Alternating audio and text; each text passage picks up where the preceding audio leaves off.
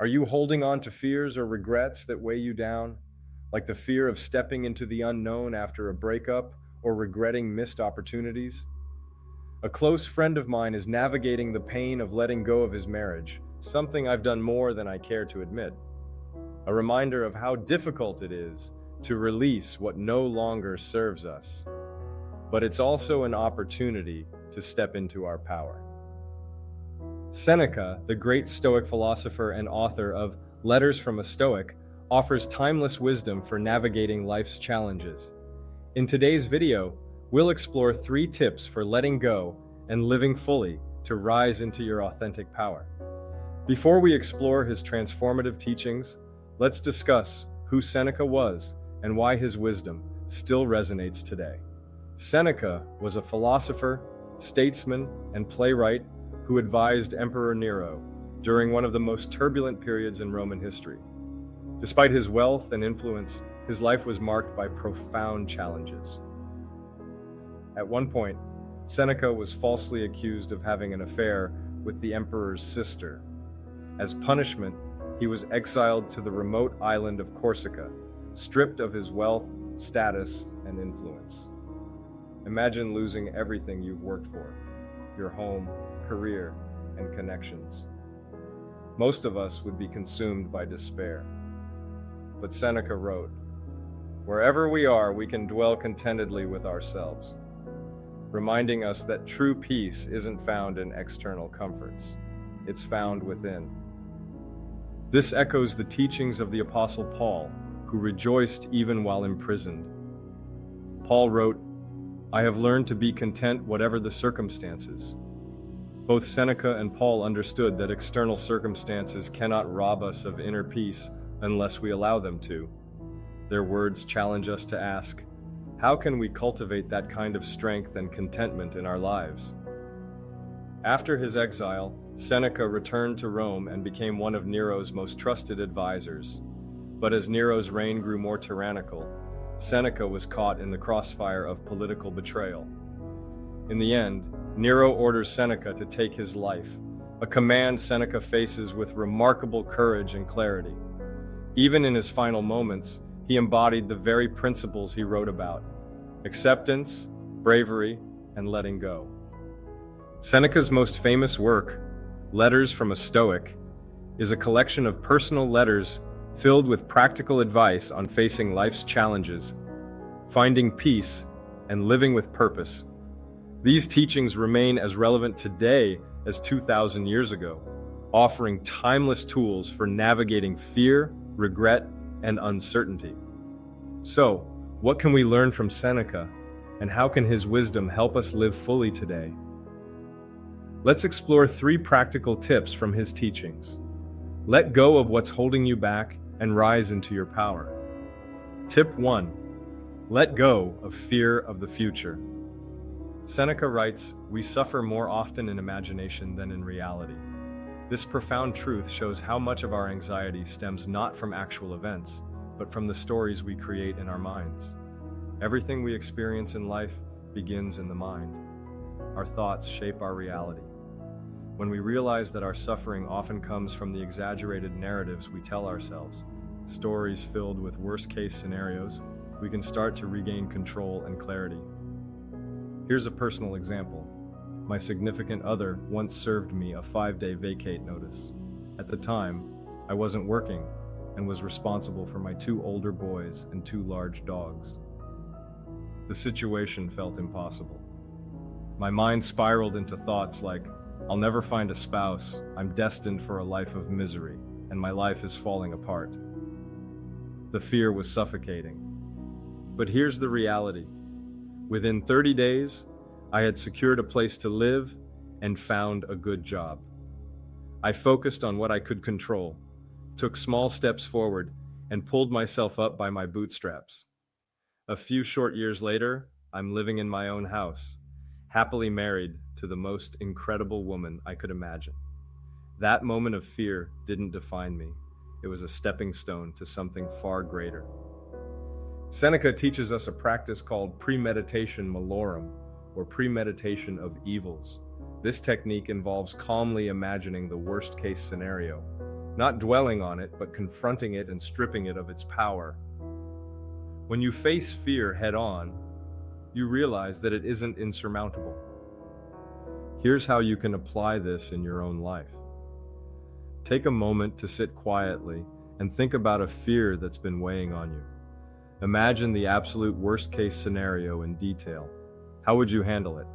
What resources, skills, or support systems could you rely on? Once you've fully faced the imagined fear, shift your focus to what you can control. Small, actionable steps you can take today. This practice helps you reframe fear as something manageable, even transformative. By letting go of the fear of the future, you free yourself to act with clarity and courage. Tip 2. Accept what you cannot control.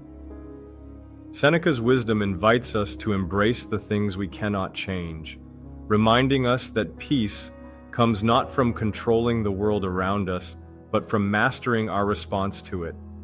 This principle resonates deeply with the serenity prayer.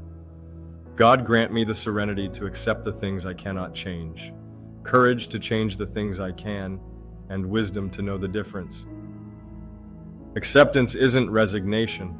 It's a form of wisdom and strength, allowing us to focus on what truly matters. Seneca reminds us, if you live in harmony with nature, you will never be poor. If you live according to what others think, you will never be rich. This aligns with the teachings of the Sermon on the Mount. Settle matters quickly with your adversary who is taking you to court. Do it while you are still together on the way, or your adversary may hand you over to the judge, and the judge may hand you over to the officer, and you may be thrown into prison. While this verse can apply to external disputes, Eric Butterworth offers a profound perspective. The adversary is often not another person. It is the restless, destructive thoughts within us that we believe to be true. Reflecting on this, I think about how often I've been held prisoner, not by others but by my thoughts.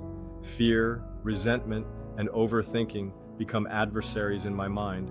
If I don't confront these thoughts early, they grow louder, pulling me further from peace.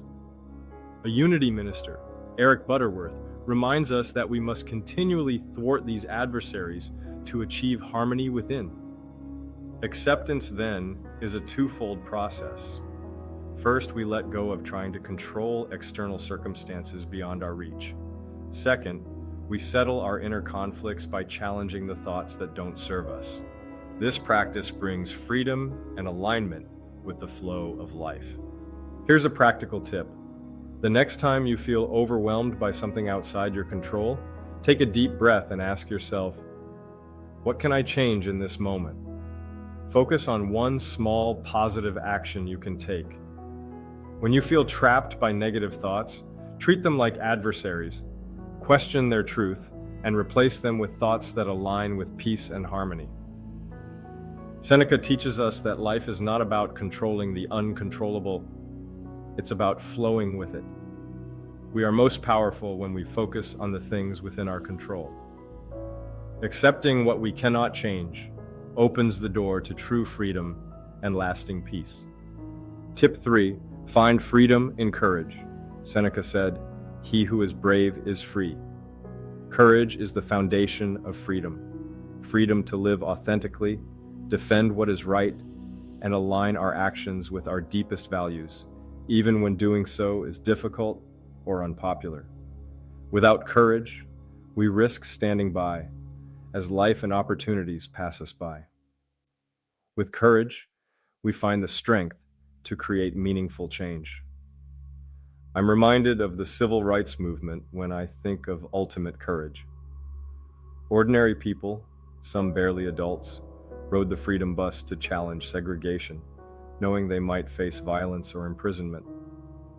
Others sat silently at Woolworth's lunch counters, refusing to leave even as they were harassed, beaten, and jailed. These weren't acts of physical strength, they were acts of profound moral courage. These individuals stood up not just for themselves, but for justice, equality, and the belief that everyone deserves dignity and respect. Today, we're still facing moments where our values are being challenged.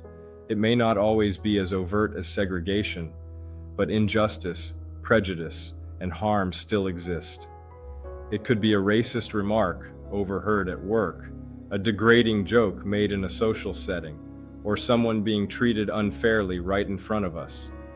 It's tempting to stay silent, avoid conflict, or tell ourselves it's not our place to get involved. But courage calls us to do more. It invites us to stand up, speak out, and be the voice for those who may not have one. Courage is about showing up in the face of discomfort. It's about taking a risk to live by our values, even when it's inconvenient or unpopular. Small, brave acts ripple outward, like those who rode the Freedom Bus or sat at Woolworth's counters. They inspire others and remind us that change begins with individuals willing to act. Seneca's life reflects this truth. In his final moments, he didn't waver in his commitment to his principles, even when Emperor Nero ordered him to take his own life. His courage showed the world that integrity and authenticity are worth more than comfort or survival. Here's how you can apply this wisdom today. Think about the moments when your values are challenged. Maybe it's hearing an unfair comment or witnessing someone being marginalized. Ask yourself, what would courage look like here? It might be as simple as saying, "I disagree," or offering support to the person affected. These small, courageous acts affirm your commitment to your values and create the conditions for change. Courage doesn't have to be grand or dramatic to matter. It can be as quiet as speaking up or acting when others won't. As Seneca teaches, he who is brave is free. And with each act of courage, we get closer to the world and the life we want to create. Seneca's wisdom reminds us that letting go isn't about giving up. It's about creating space for growth, freedom, and your authentic power. Today we explored 3 transformative tips. 1. Let go of fear of the future. 2. Accept what you cannot control. 3. Find freedom in courage. Which of these tips speaks to you the most? Reflect on it. Take one small step today and share your insights in the comments.